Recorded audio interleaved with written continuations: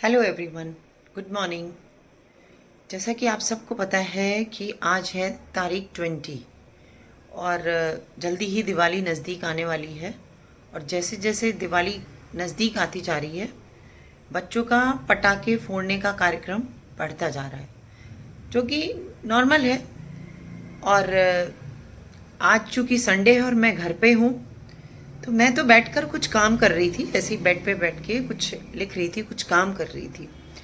और बाहर पटाखों फूटने की आवाज़ आ रही थी, अभी भी आई है। अगर आपने ध्यान दिया हो, अगर हल्की सी आई हो, तो अभी भी एक पटाखा फूटने की आवाज़ आई है।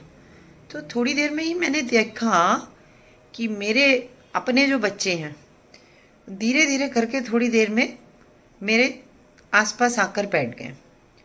और मतलब मेरे बैठने के लिए जगह नहीं थी, काम करने के लिए मुझे कोई जगह नहीं मिल रही थी, स्पेस नहीं मिल रहा था। तभी मेरे दिमाग में अचानक आया कि क्यों ना ये दिखाने के लिए, आप लोग को दिखाने के लिए मैं ये वीडियो बनाऊं।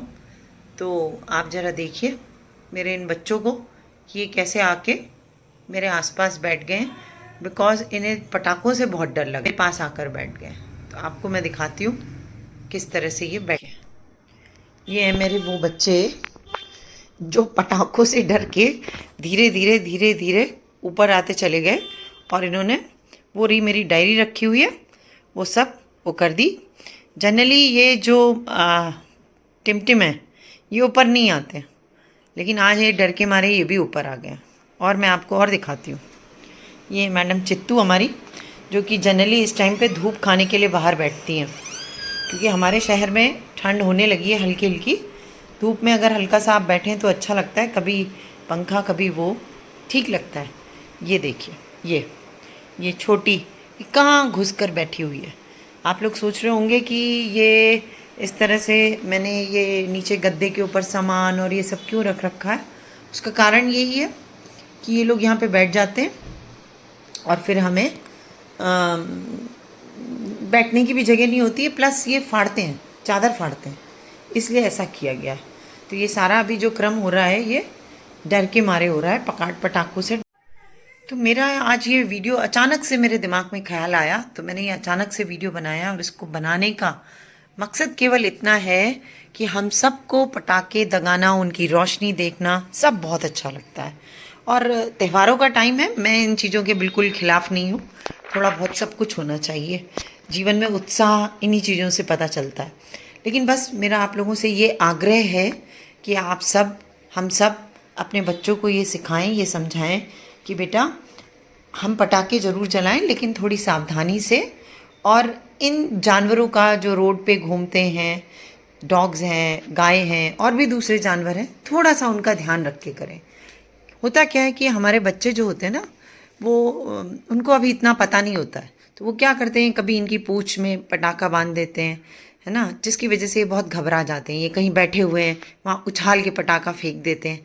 तो ये सब ना करें, थोड़ा सा इनके प्रति प्यार रखें और अच्छे से खुशी से दिवाली मनाएं, पटाखे फोड़ें, इन्वायरमेंट का भी ध्यान रख के काम करें, क्योंकि सब चीज़ें ज़रूरी हैं, लेकिन अपनी सुरक्षा के साथ साथ हमारे आसपास जिन लोगों से हमारा पूरा वातावरण, पूरा इन्वायरमेंट बनता है, उनमें सब आते हैं। जहाँ एक वाक्य मुझे याद आया, मैं आपको बताती हूँ कि बचपन में हम कैसी शैतानियाँ करते हैं।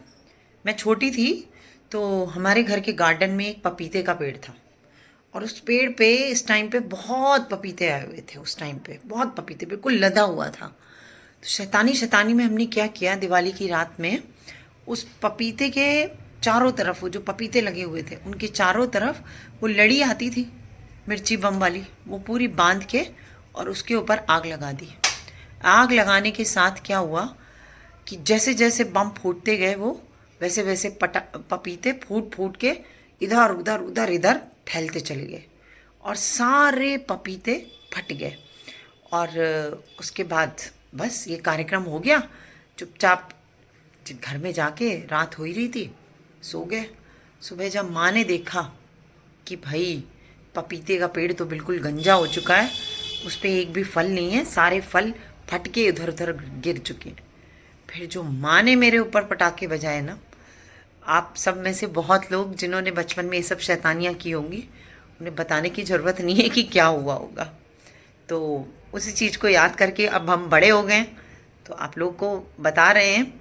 तो इन सब चीज़ों को ध्यान में रखें, और प्लीज़ आप सबसे मेरी गुजारिश है कि पटाखे जलाएं, लेकिन सावधानी से, क्योंकि जब हम सावधानी से कोई त्यौहार मनाते हैं तो हम भी खुश रहते हैं और हमारे आसपास जो लोग हैं वो भी खुश रहते हैं। Thank you.